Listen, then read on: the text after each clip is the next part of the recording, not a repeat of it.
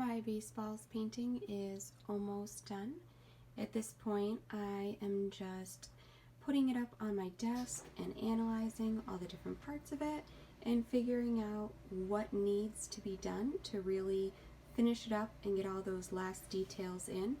Sometimes it's hard to see that while you're working on it, so it's really important to just go in and really take a close look at every single spot and see what needs more work and what is all the way finished.